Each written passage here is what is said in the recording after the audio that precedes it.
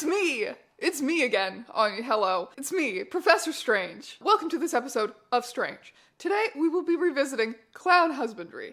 Now, my previous videos on Clown Husbandry are not required reading before you watch this video, but I will link my other recent Clown Husbandry video below so you can listen to more stories if you want to after this one. Clown Husbandry, contrary to some of your nasty little assumptions, by the way, is not some kind of a clown marriage fetish. Clown Husbandry is a lovely and wholesome pastime, which refers to the care and breeding of clowns. A fascinating, yet underappreciated species who live among us. Thankfully, the residents of Tumblr.com are dedicated to sharing their knowledge and their experiences with clown husbandry, and today, we are going to read some of their posts. But first, I've got to tell you a little bit about this video sponsor, Audible. Audible is the world's leader in audio entertainment. They've got audiobooks, podcasts, and Audible originals. I absolutely love audiobooks.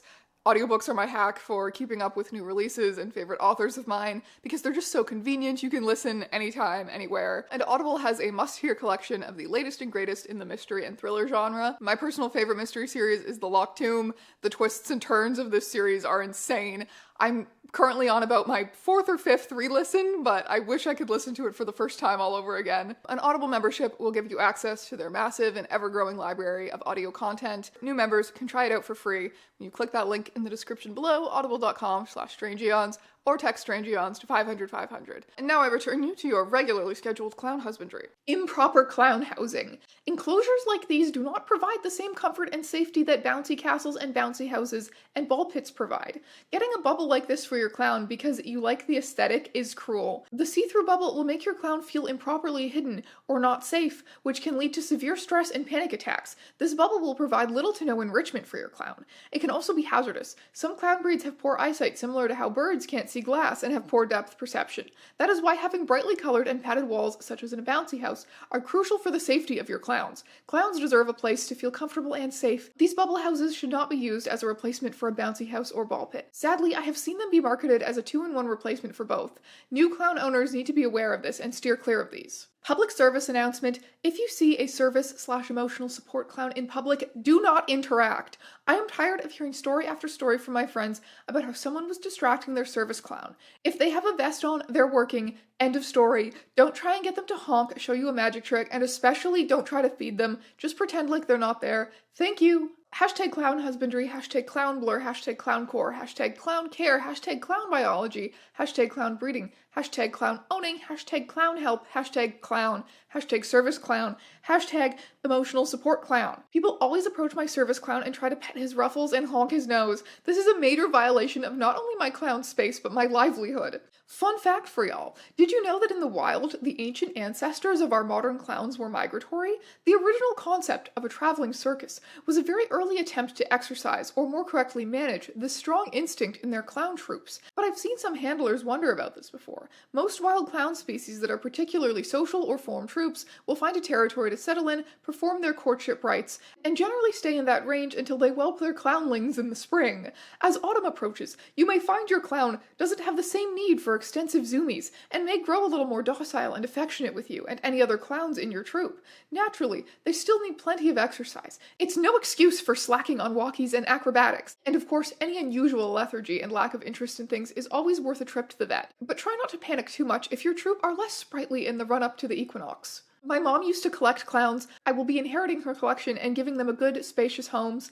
I will end the cycle of abuse for these aging clowns. She told me they're harlequins. I need advice. Pictures to identify breeds soon. Harlequins are invasive. They need to be spayed. Yes, thank you. I've heard plenty of people say that no species is invasive everywhere, but given that clowns are from another dimension, there's no climate on Earth suited for harlequins. Harlequins are also shockingly aggressive towards other clowns. A lot of wild clown colonies actually have a symbiotic relationship with ringleaders for this reason, and even then, a pack of harlequins, thankfully they're normally solitary outside of breeding season, can quickly overwhelm even an inexperienced ringleader. If you need any help at all, the Clownery Ranch is a rescue ranch for clowns that has many programs that might be of use to you. If any of them need good homes or need to be rehabilitated before being rehomed, we can help, and we have plenty of space here for any kind of clown you may need help with. Contact us if you need anything. Signed, Clownery Ranch. Okay, let's check out Clownery Ranch.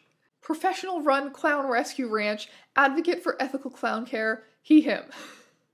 Howdy there! Welcome to Clownery Ranch. We ethically breed, sell, adopt, and raise clowns. Our ranch has hundreds of acres dedicated to the care of various clowns and heavily advocate for the proper care and love that clowns deserve. We take in clowns that have been abandoned, are unable to be cared for, or from homes that have been abusive to them. We take in every clown we can and are nonprofit. Every single donation goes towards our care for the clowns, whether that be food, tents, toys, fencing, railroad tracks, face paint, etc. I am a professional. Under no circumstances should an average person care for as many clowns as my volunteers and I do. If you'd like to volunteer at the ranch or donate to our cause, please do DM us. Guys, is a scary clown its own breed of clown, or are they just various breeds with behavioral problems, abusive upbringings, etc.? They're very underrepresented clowns, and they seem to get a really bad rep like pit bulls. We need to learn more about them and spread awareness. Scare clowns are 100% their own breed, and they're only violent when not taken care of properly. They aren't very social breeds though, so sometimes it's not the owner's fault. If you bring your fucking circus clown around my scare clowns, and I tell you he's not friendly, don't approach, and you do it anyway, and my clown tries to come at yours, that's on you. I haven't had any full-on fights, but my clowns have nipped at people/clowns that got too close, even after being warned. Hello, hoping I can get some advice. I recently saw something odd when looking through some clown adoption ads on Facebook Marketplace. Not looking to adopt this time, I was just looking at the local breeders in the area. I came across someone claiming to be selling a purebred bard, no crosses, not mixed at all, purebred 16th century clothing wearing bard, complete with a lute and what looked like a handmade parchment, with pictures to prove it. I was wondering if there had been some kind of mistake in my presentation of clown species. I was under the impression that bards had largely gone extinct or have been crossbred with other species into non-identifiable subspecies. If anyone has any insight on the topic, I would love to hear it. I think that's just a man! Hello, just to give some update, I have been looking into the Facebook profile of the seller, and I've been seeing some inconsistencies with the ad listing of the supposed bard for sale. For one, it appears to be about 6 weeks old, but the seller has no record of how they obtained the pup or any documentation of his heritage, other than it was supposedly from a closed breeding pool from the quote-unquote English nobility, but won't give specifics. On top of that, the bard is pictured with a 16th century lute, but the seller claims it's a breed from the 14th century, so I'm starting to think this might be a fake seller, and I might just be looking at some poor theater kid pup dressed up. I will give more updates as this comes out. Looking into this seller now, I am about to offer to meet up with the seller at my local Dairy Queen.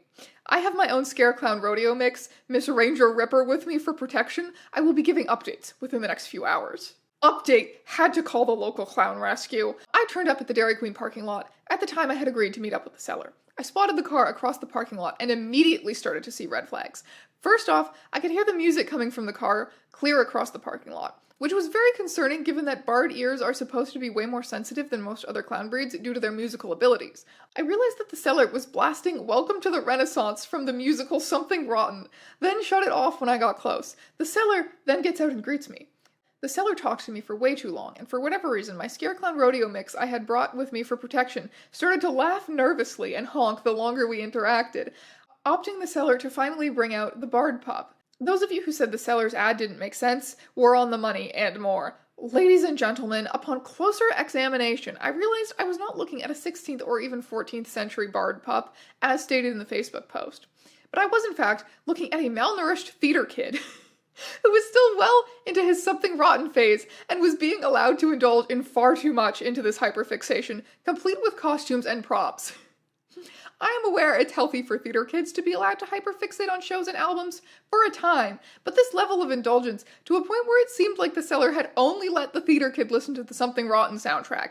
This suspicion was further backed when I mentioned other musicals around the pup, and it had no knowledge of other shows. I didn't say anything to the seller, and agreed to take the pup with me, writing down the seller's name and license plate number before driving to the local clown shelter and calling a welfare check on the seller's house. Currently parked outside the clown rescue, waiting on the theater kid's condition report. Story time. Do not feed your clowns this. That'd be such a great YouTube video clickbait title. Story time. Do not feed your clowns this. I volunteer a few days a week at a clown shelter. Earlier this month, a teacup birthday mix named Kiki was adopted by a seemingly very nice middle-aged couple, and we were happy to send yet another clown to a good home. But disaster struck this afternoon, when the couple returned to the shelter wanting to surrender Kiki back to us. Their reason? She was not performing any tricks and had been biting them non-stop for weeks now. I was of course very shocked and confused by this. Kiki was one of the most playful and least temperamental clowns I had ever cared for. I asked them if she had a proper environment, if they changed her costume or markings in any way, if they were feeding her the proper diet. They said they were doing everything right, and were following the care instructions we had given them. I usually give people the benefit of the doubt, but their story just wasn't adding up. And they were shifting nervously and talking quietly to each other when they thought I wasn't looking.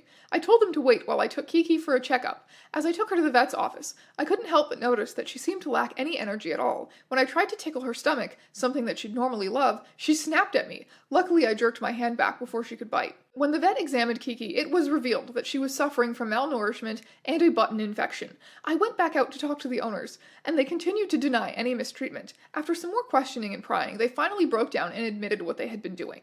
They had been feeding Kiki a mix of mice and small bones. No problem there. But for her candy intake, they had been feeding her sugar-free candy. My heart sank as soon as I heard those words. No wonder Kiki had been so sick. Every clown owner should know that in general, clowns need a healthy mixture of raw meat and sugar in their diets. Feeding them sugar-free stuff can be very bad for them and cause a lot of problems. For one, they will not be getting their much-needed sugar intake. A sugar deficiency will lower their mood, make them more easily agitated, make them sick, and can even be deadly for some clown breeds, such as birthday and circus. As Kiki is a birthday clown, she might not have survived another week without sugar. Clown fact number 4.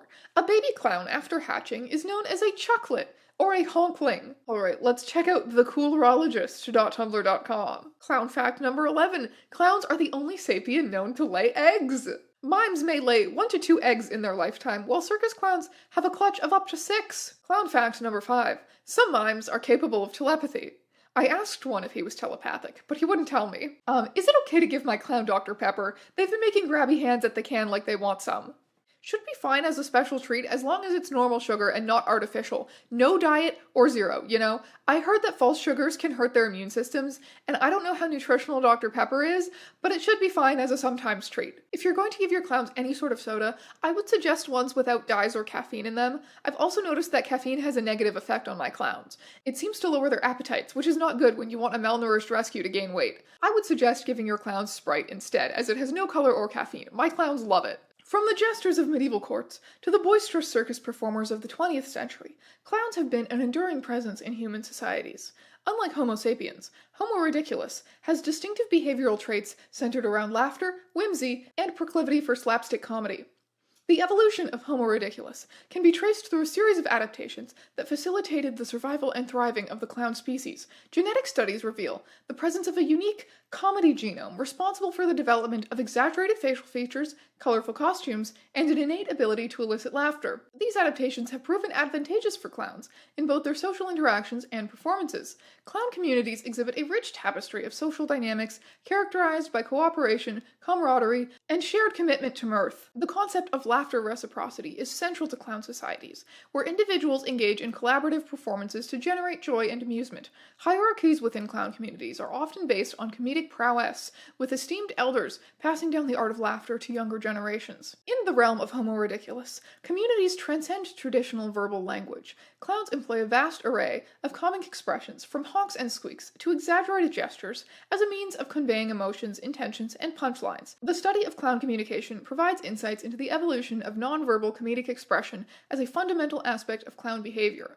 Clowns engage in elaborate rites and celebrations that serve both cultural and communal purposes. The Spinning Top Extravaganza, an annual event in clown communities, features grand performances, contests, and the passing down of comedic traditions. These rituals reinforce the sense of identity and shared purpose among Homo ridiculus. While clowns are celebrated for their ability to bring joy, they also face challenges and misconceptions within human societies. The study addresses common stereotypes and explores strategies employed by Homo ridiculus to navigate the laughter landscapes, fostering understanding and harmony between clowns and humans.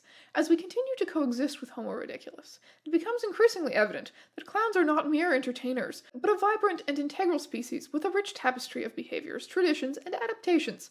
This research contributes to our understanding of the complex and fascinating world of Homo ridiculus, offering a glimpse into the laughter-filled existence of this unique species. Full study attached when... I don't see many people talking about this, so I guess I'll just have to do it myself. How to take care of your scary clown, Homoculus phobus. Despite what you may have heard, scary clowns and evil clowns are not the same thing, and often scaries are marketed as evils to drive the price up. Evils are often abused to make them more aggressive. Do not buy evil clowns. While scaries aren't entirely carnivorous, they can still have some cotton candy every now and then as a treat. They still need a diet of mostly meat. I recommend getting live rats or mice. You can find these at basically any pet store, and feeding them 1 to 3 rats or 5 to 7 mice about 5 times a day. Like circuses, scaries need a roughly 30 meters round tent for proper enrichment. Unlike circuses, however, their tent can be faded or stained with rusty metal folding chairs. They tend to be fine with it and actually benefit from it. I recommend using fake rust. Look up how to do that, as having real rust can be a health risk. This goes for most clown breeds, but let your scaries name themselves. While scaries may appear scary, they are really harmless. The most they can do is pop out of somewhere and scare you, but if they're raised right, they won't develop violent tendencies. Scaries are a relatively easy breed in terms of clowns, but I still recommend starting with a circus or party. Clown gender? As you may know, I have a clown named Binky. They are starting to have a problem with gender identity. Do clowns even have gender? And if so, how similar is it to humans? Please help. I need to support them so they can stay happy and honky. I've been told by a friend that clowns simply do not have genders and rather reproduce by mitosis. Clowns actually share a genetic history with the fungus schizophilum community and thus have different genders ranging in the thousands. Good luck! Where can I find these genders so I can help Binky figure this out?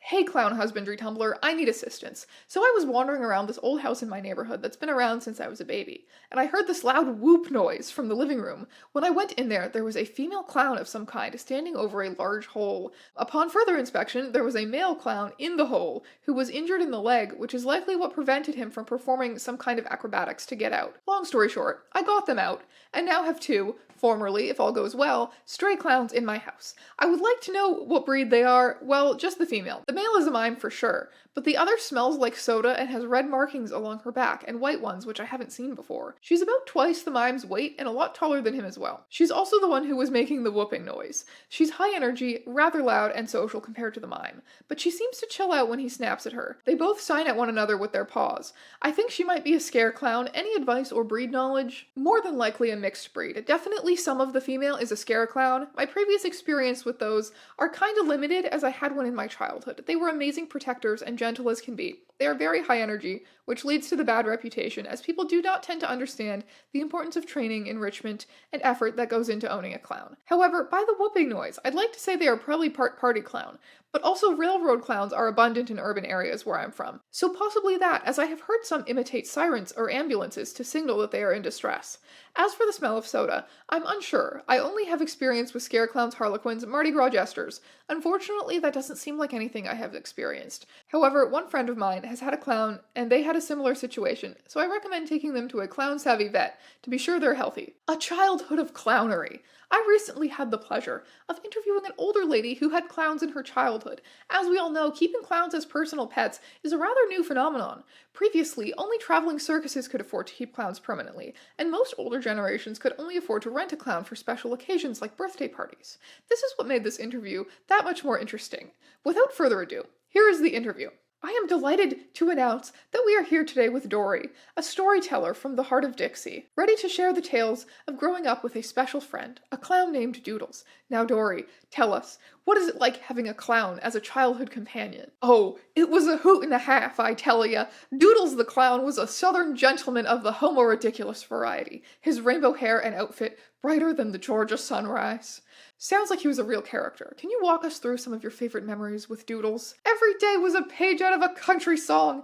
Doodles had a way of turning the everyday into something magical. Imagine balloons being gateways to pretend worlds and confetti showers just 'cause it's Tuesday. His bag of tricks was like a treasure chest, holding surprises that kept my heart twirling. Doodles certainly knew how to bring the joy. How did your relationship with him evolve over time? Doodles wasn't just a pet. He was kin. We'd sit on the porch talking about triumphs, heartaches, and dreams as the fireflies danced. As the years rolled by, he stayed the same, a source of joy in a world that was getting busier by the minute. Our home became a haven where humans and clowns mixed like cornbread and collard greens.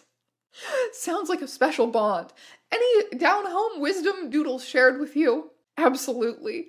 Doodles had his knack for dropping nuggets of wisdom. Lessons about finding joy in the things and the power of a simple smile. He wasn't just a pet. He was like a southern granny sharing the secrets of a good, happy life. It's clear Doodles left a mark on your heart. How did his final journey impact you? Oh, darlin', when Doodles set off on his final journey, the streets of Whimsyville got a mite quieter, and the sky lost a bit of its charm. But I think back on them good days, my heart is filled with gratitude for the memories we cooked up together. Well, thank you, Dory, for sharing this heartfelt tale of Doodles and your childhood. It has been a delight to hear your story. My pleasure, sweetheart. Sometimes the best stories are the ones we live, and Doodles was the star of my favorite chapter. Hope you all have found this just as fascinating as I have. Clown care has evolved considerably since Dory's childhood years, yet I can see the beginnings of what we have today in Dory's memories. I teared up hearing about Doodles departing on his final journey. All clowns must migrate, as we know, but us clown owners can't help but feel heartbroken when it's our clown's turn to start their final journey. Are they like salmon? What breed of clown was Doodles? Are they like salmon? Thank you for watching another strange video about clown husbandry. Thank you for making it all the way to the end. That's all the clown husbandry that I have in me for today. Anyway, thank you so much for watching, and I will see you in another video very soon, my friends.